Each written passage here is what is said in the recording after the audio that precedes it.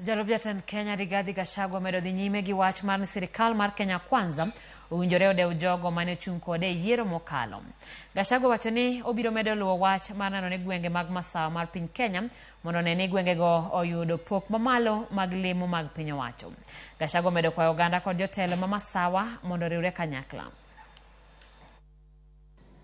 It is the decision of the Mount Kenya region that has instructed me instructions that I will follow to the letter, to do whatever is within my power and ability, to reach out to everybody and unite the Mount Kenya region behind President William Ruto. I want this region to deliver a decisive vote for President William Ruto in 2027 and to make sure that we increase our shareholding in his government from 47% to almost 60%. Many people are uncomfortable about our shareholding.